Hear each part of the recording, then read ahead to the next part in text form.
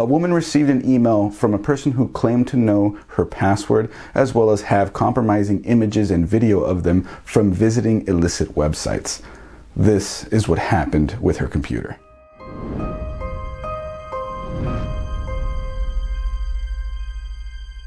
SS is a woman who was put into contact with me because of the computer work that I do on the side. She presented to me a situation in which she nearly got the police involved.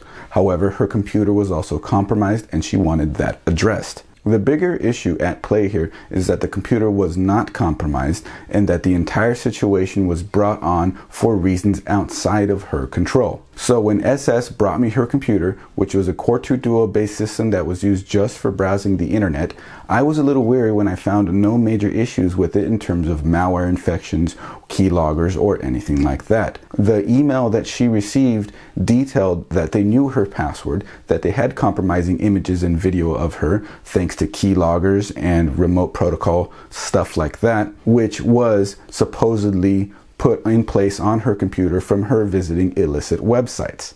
The situation boiled down to this, and it comes down to one word, and that word is extortion. These people who emailed her, who claimed to know her passwords, who claimed to have these images and video of her that they threatened to publish to all her contacts in every email and everything that she knows, and possibly get her in trouble with her work and everything, demanded cryptocurrency sent to a cryptocurrency address. They wanted Bitcoin. As many of you may or may not know, Bitcoin is a cryptocurrency. It is the most popular cryptocurrency, and one of the major things with cryptocurrency is that it is not particularly trackable.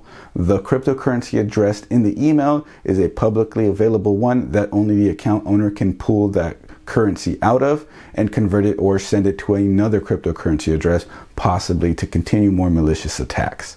However, in this case, the extortion is baseless. Here is what happened.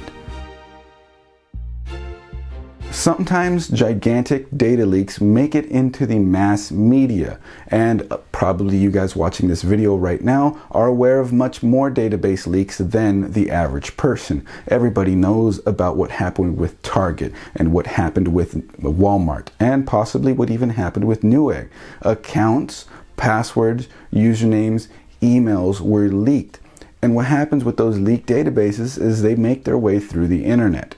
Once they're on the internet, people can access those databases, and those databases can have information that you may no longer even be using. It can have an old password, and that's what is key in this extortion scam. This extortion scam has been growing in popularity, and more than likely there are many variants of it that have already happened and many variants of it coming soon still, because people are going to continue doing this kind of thing. So when SS received this email claiming that they had her password, and it indeed was an old password that she had used, she panicked. She got to the point where she nearly got the police involved. And many people that I've heard of that have fallen for this scam have gotten the police involved. SS was just a bit smarter than your average person though, because she didn't get the police involved. But more importantly, she didn't pay the Bitcoin ransom. She waited the time period that the scammers in the email said that they would release everything, and nothing happened. This proved that it was a baseless extortion attempt, but she wanted her computer looked at to be completely safe, and who can blame her? With all that said, she requested that the computer be wiped, and I went ahead and took care of it for her, reinstalled her operating system after backing up her files, and everything was good to go.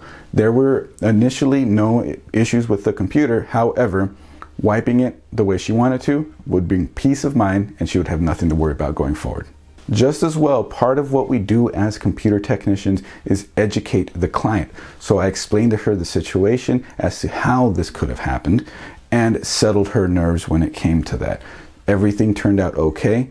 SS is back up and running, and case closed.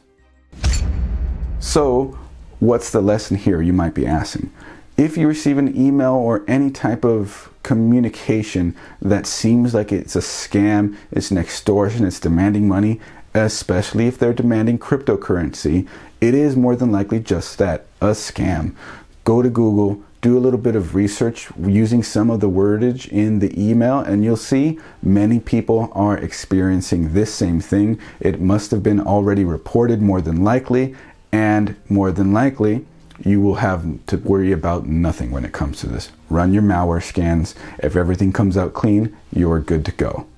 The internet is a big place with a lot of dark corners. Practicing safe browsing habits is especially important, and making sure that you constantly keep your passwords and accounts up to date. You're constantly aware of where you're going to avoid any situations like this, and you're not particularly involved in any shady situations will help prevent this kind of scam from working on you. As someone who sells on Craigslist a lot and let go and offer up and such like that for all the used parts stuff that we do, I see my fair share of these things, as well as having worked as a bank teller in the past, and especially being a computer technician for all these years.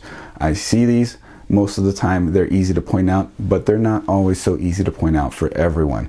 I hope you guys found this video educational, informative, or otherwise useful to you and anyone you may know. This is Chris with Coalition Gaming, and we'll see you in the next video. Bye.